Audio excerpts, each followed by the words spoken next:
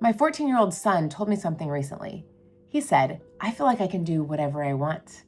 And that was exactly what I had been waiting to hear. I know that sounds backwards, but the funny thing is, he kind of can. Obviously, he's 14. He has parents. There are absolutely things we would say no to, but he doesn't feel very restricted. And that's actually something we've been working toward since our kids were very little, because our goal was never to control our teenagers. Our goal was to raise children who wouldn't need as much controlling once they became teenagers. We've always parented with something that some people call funnel parenting. When they're little, the funnel is narrow. There are a lot of boundaries. There's a lot of structure. We're very involved in what they do and what they're allowed to do. But, and this is really important, we always tried to explain why as early on as we could. We wanted them to know, why do we have this rule? Why is it wise? What are we protecting? What could happen if we made a different choice? Because I'm not just trying to teach a 5-year-old to obey me. I'm trying to teach a 5-year-old how to think. And then, as they demonstrate understanding and capability, the funnel gets wider. More choices, more responsibility, more freedom. Honestly, we parented with the assumption that if we're still trying to control our kids when they're 12, then we're probably going to lose. Because at some point, you can no longer control where they go, what they see, who they talk to, what they think, or every decision they make.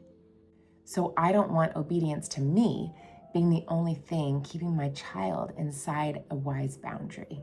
I want them to understand why the boundary was wise in the first place. And here's what's so interesting about giving kids freedom earlier. You might think that giving a teenager more freedom is going to give them freedom to do things you don't want them to do. We've found almost the opposite.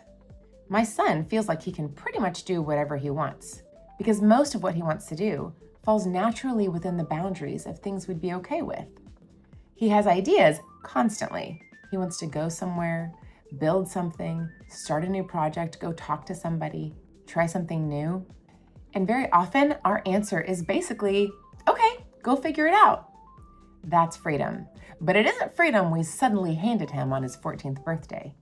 It's freedom built on years of understanding how to make wise decisions. So as our external control has decreased, his internal judgment has increased. And that is what I want. I don't want a 17-year-old who's making good decisions because mom's parental controls are really good.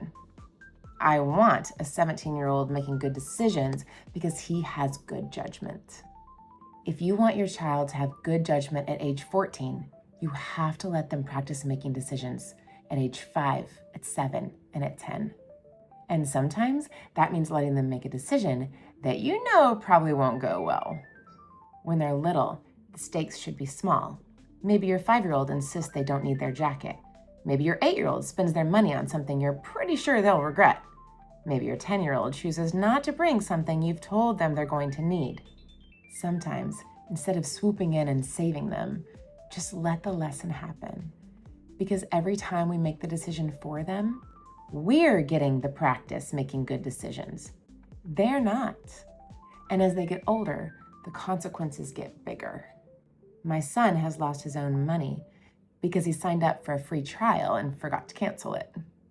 We've also watched him perform below what he was capable of in a sport because he hadn't done the work at home.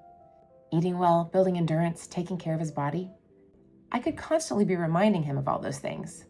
But then whose responsibility is it?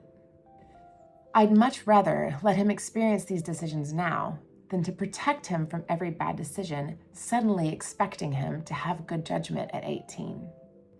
Good judgment doesn't come from never making a bad decision. It comes from making decisions, experiencing the results, and learning from that. Every rule you give your child should eventually be a rule that they no longer need you to give them. When they're 4, you might need to say, "Hold my hand in the parking lot. You may not speak to someone that way. Tell me where you're going." Of course you do. They're 4. But while I'm enforcing these boundaries, I'm also teaching why they exist. Because eventually I don't want my child asking, "Will mom let me?" I want them asking, Is this safe? Is this responsible? Is this kind? Is this wise? That's what we're building in these younger years. The boundaries that initially have to live in us should eventually become wisdom that lives in them. So if your child is 4, 6, 8, 10, or 12, don't wait until they're a teenager to start giving them some freedom. Find one tiny piece of the funnel that you can widen a little bit right now. Give them a decision they can handle and explain the why. And sometimes let the consequence teach what your reminder never could. Because the goal isn't to release an 18-year-old and hope they're wise. It's to spend childhood teaching them to be.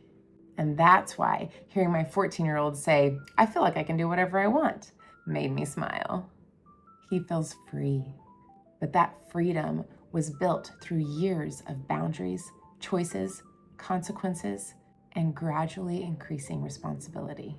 Our external control should be decreasing as their internal wisdom is increasing. And there's one way we can accidentally sabotage the whole process. We give our child a responsibility, and then we keep taking it for ourselves. And that's what I'm going to talk about in the next video.